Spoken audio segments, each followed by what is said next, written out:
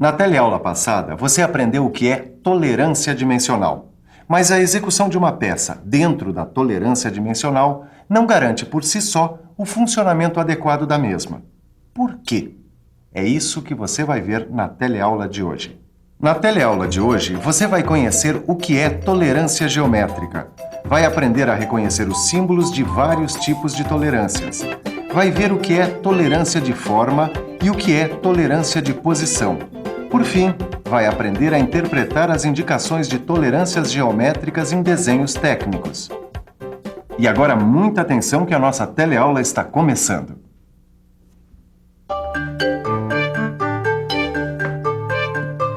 Ananias, então quer dizer que a tolerância dimensional por si só não serve para determinar como a peça deve ficar? Olha, do mesmo modo como é praticamente impossível obter uma peça real com as dimensões nominais exatas, como você já sabe, também é muito difícil obter uma peça real com as formas rigorosamente idênticas às da peça que está no papel, como nesse desenho aqui que você está vendo. Da mesma forma que no caso da tolerância dimensional, os desvios das formas dentro de certos limites não chegam a prejudicar o bom funcionamento da peça. A gente costuma chamar esses desvios de variações aceitáveis, e elas estão previstas nas tolerâncias geométricas. Tolerâncias geométricas? É, isso mesmo. Tolerância geométrica. Através dela, a gente pode indicar até que ponto uma forma pode se desviar da peça projetada. Mas vamos por partes para ficar tudo bem claro. Existem as tolerâncias de forma e as tolerâncias de posição. As tolerâncias de forma, como a Ângela já disse, são os desvios que um elemento pode apresentar em relação à sua forma geométrica ideal. É a forma que está no desenho. E essas tolerâncias de forma vêm indicadas no desenho técnico para elementos isolados, ou seja, aqueles que não estão associados, como, por exemplo, para uma superfície ou para uma linha. Dá uma olhada nesse desenho aqui. Preste atenção nestas vistas frontal e lateral esquerda de um modelo prismático. Repare que a superfície S, projetada no desenho, é uma superfície ideal plana. Mas após a execução, a superfície real da peça não fica tão plana como a superfície ideal do desenho. A peça real pode ficar mais côncava. Veja que S' representa a superfície real e S a superfície ideal, certo? Mas a peça real também pode ficar mais convexa. Repare bem na superfície real e na superfície ideal. Você viu um exemplo de desvio por concavidade e convexidade. De fato, esses desvios são dois dos mais comuns, da planeza de uma peça, ou seja, de uma superfície plana. Mas as tolerâncias de forma não se restringem apenas à planeza. Como já foi dito, as tolerâncias de forma podem ser de linha ou de superfície. Miguel, você não tem aquele quadro aí? Ah, é. Dá uma olhada nesse quadro aqui que vai ficar tudo mais claro. Neste quadro você pode ver com clareza as principais modalidades de tolerância de forma para elementos isolados. Como você já sabe, existem as tolerâncias de linhas e as tolerâncias de superfícies. As tolerâncias de linhas podem ser de retilineidade e de circularidade, ou forma de uma linha qualquer. Para indicar num desenho técnico de que tolerância se trata, é necessário utilizar o símbolo correspondente a cada tipo de tolerância. Veja agora os tipos de tolerâncias de superfícies e seus símbolos: a planeza, a cilindricidade e a forma de superfície qualquer. Opa, já estudando tolerância geométrica? Ô, Silva, ainda bem que você apareceu, porque eu tô precisando de uma mãozinha, viu? Claro. O que é que te aflige, meu filho? Bom, dá uma olhada só. Eu já sei que tolerância de forma é para elementos isolados. Eu também sei que tolerância de formas tem de linhas e de superfícies. Bom, eu também já vi esses símbolos aqui nesse quadro aqui. Mas como é que eu interpreto isso no desenho técnico? Melhor coisa que a gente faz, Tito, é ver alguns exemplos. Dá uma olhada aqui nesse desenho. Veja primeiro o que se entende por tolerância de planeza. Ela corresponde a essa distância T entre dois planos ideais imaginários, tá vendo? Ah, então a superfície real da peça vai ser entre esses dois planos. Exatamente. O espaço situado entre os dois planos paralelos é o campo de tolerância. E aqui está o símbolo de planeza que eu vi na tabela. E esse número aqui É o valor da tolerância em milímetros. Certo. Isso vale para as outras tolerâncias? O princípio é o mesmo. Olha essa tolerância de cilindricidade aqui, está vendo? Neste caso, a forma real da peça fabricada deve ficar situada entre as superfícies de dois cilindros que têm o mesmo eixo e raios diferentes. Da mesma forma, o espaço entre os dois cilindros representa o campo de tolerância. E no caso de tolerância de uma forma qualquer? Imagine uma esfera de diâmetro T. Agora, imagine o centro dessa esfera movimentando-se por uma superfície que tem a forma geométrica ideal. O campo de tolerância é limitado por duas superfícies tangentes à esfera T. Certo. Eu já estou entendendo esse raciocínio. Essa história de forma ideal e de forma real. Bom, quer dizer então que juntando as tolerâncias de superfície e as tolerâncias de linha, eu já sei tudo sobre tolerâncias geométricas. Não, ainda não. Pode-se dizer que você sabe alguma coisa sobre tolerância de forma. Mas existe também a tolerância de posição. Tolerância de posição? Como é que é isso, tolerância de posição? Assim como a tolerância de forma serve para elementos isolados e pode ser tanto de linhas como de superfície, a tolerância de posição serve para elementos associados. Em outras palavras, quando dois elementos estão associados, pode ser necessário determinar a localização precisa de um em relação ao outro para que o conjunto funcione direito. Dá só uma olhada nesse exemplo para você entender melhor.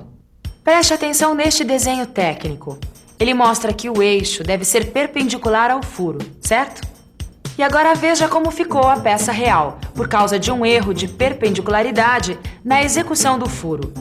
Esse erro afeta totalmente a funcionalidade do conjunto. Daí vem a necessidade de se determinar, em alguns casos, as tolerâncias de posição. Assim como nos casos de tolerâncias de forma, aqui também existem vários tipos de tolerâncias de posição, como você pode ver nesse quadro aqui. As tolerâncias de posição compreendem 3 grupos. Podem ser de orientação, e quando a gente leva em conta a orientação da peça, as tolerâncias de posição podem ser de paralelismo, de perpendicularidade e de inclinação. Repare que na frente de cada tipo de tolerância está o símbolo que a representa. Existem também as tolerâncias de posição, divididas em tolerância de localização, de concentricidade ou coaxilidade e de simetria. Por fim, você pode ver as tolerâncias de batimento, que compreendem a radial e a axial. Na determinação das tolerâncias de posição, geralmente um elemento é escolhido como referência para a indicação das tolerâncias dos demais elementos. Pode ser, por exemplo, uma linha, como o eixo de uma peça, ou um plano, representado por uma das faces da peça, ou ainda um ponto de referência, como o centro de um furo. Angela, será que tem algum bom exemplo aí pra gente mostrar? Eu tenho um bom exemplo de tolerância de inclinação, você quer ver? Quero. Dá uma olhada nessa peça em corte. O furo da peça deve ficar inclinado em relação à base. Para que o furo apresente a inclinação correta, é necessário determinar a tolerância de inclinação do eixo do furo. O elemento de referência para a determinação da tolerância, nesse caso, é o plano da base da peça. O campo de tolerância é limitado por 2 retas paralelas, distantes entre si por uma distância t, que formam com a base o ângulo de inclinação especificado, α. Em vez de uma linha, como no exemplo anterior, o elemento tolerado pode ser uma superfície. Você lembra qual era o símbolo que indica a tolerância de inclinação? Esse é o símbolo de tolerância de inclinação, não é? É esse mesmo. Já vi que você decora rápido. É só olhar aquele quadro com atenção que a gente decora os símbolos.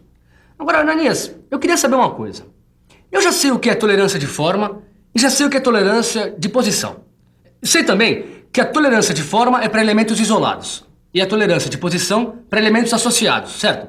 Agora, se eu quiser fazer uma peça e tiver que olhar um desenho, como é que eu vou interpretar as indicações das tolerâncias geométricas? Boa, Caio. Você é dos meus, já vi que gosta de pôr a mão na massa. E para quem trabalha em mecânica, é muito importante saber interpretar as indicações de tolerância. Olha, e não é difícil. Dá uma olhada nesse desenho aqui, ó. Em geral, nos desenhos técnicos, as tolerâncias de forma e de posição são inscritas em quadros retangulares divididos em 2 ou 3 partes.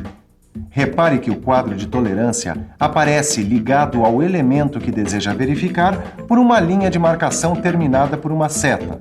Olha só, a seta termina exatamente no contorno ou numa linha de prolongamento, se a tolerância é aplicada numa superfície como neste exemplo. Mas quando a tolerância é aplicada a um eixo ou a um plano médio da peça, a indicação é feita na linha auxiliar, no prolongamento da linha de cota ou ainda diretamente sobre o eixo tolerado. Os elementos de referência são indicados por uma linha que termina num triângulo cheio. A base desse triângulo é apoiada sobre o contorno do elemento ou sobre o prolongamento do contorno do elemento. Agora, quando o elemento de referência é um eixo ou um plano médio, a base do triângulo se apoia sobre a linha auxiliar, no prolongamento da linha de cota ou diretamente sobre o eixo ou plano médio de referência. Bom, essa parte das indicações, das linhas de chamada e das setas, para mim já está claro. Agora, e dentro dos quadrados, Ananias? Como é que eu faço para interpretar o que vai dentro dos quadrados? Eu tenho certeza que com tudo que você já sabe, é capaz de entender as inscrições que estão dentro dos quadrados. Dá uma olhada nesses desenhos e veja se consegue. Vamos pensar um pouco. Vamos pensar um pouco. Vamos ver. No primeiro quadradinho tem um símbolo. É um daqueles símbolos que eu vi no quadro. Deixa eu lembrar. Já sei. Este símbolo indica tolerância de retilineidade. E o número do outro quadradinho indica o valor da tolerância, que é de 0,03 de milímetros. Então é isso. Num quadrado está o símbolo da tolerância. E no outro, o valor da tolerância. Epa, mas tem um símbolo antes do valor da tolerância. Só que esse símbolo eu já conheço. Ele indica que a forma correspondente é circular ou cilíndrica. É isso. Não é tão difícil de entender, mas tem um desenho aqui que além do valor de tolerância tem esse outro número. Deixa eu ver. Está vendo, tem o número 100 após o valor da tolerância. Isso acontece quando a tolerância deve ser verificada em relação a determinada extensão da peça. Aí vem essa informação no segundo quadrinho, separada do valor da tolerância por essa barra inclinada. Na verdade, esse número indica que sobre uma extensão de 100 milímetros, tomada em qualquer parte do comprimento da peça, o eixo real deve ficar entre 2 paralelas, distantes entre si 1/10 de milímetro. Certo. E quando é o caso de indicação, usar 3 quadrinhos em vez de 2, que nem nesse desenho aqui, Olha, tem essa letra A num terceiro quadrinho. E tem essa letra A também no desenho.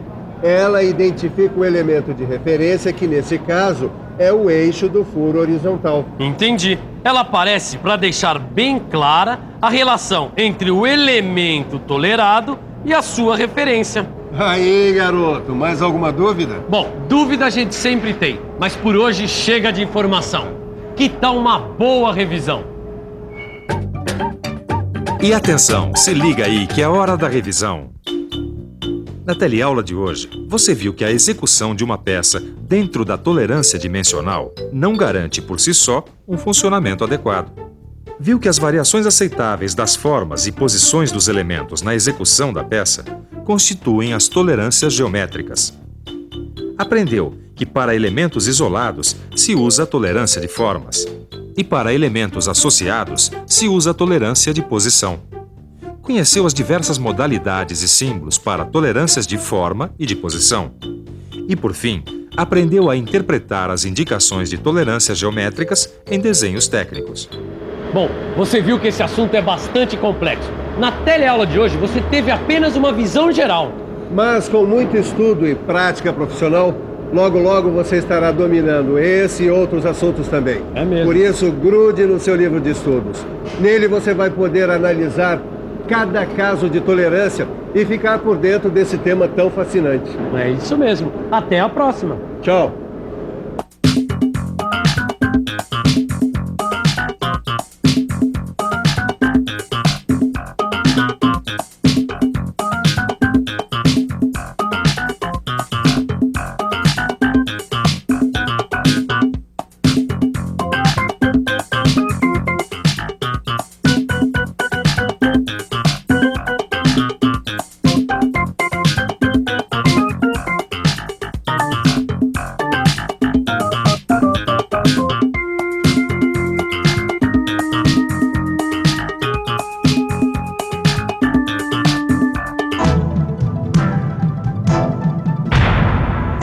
Telecurso 2000, um programa de educação do Sistema Fiesp e da Fundação Roberto Marinho.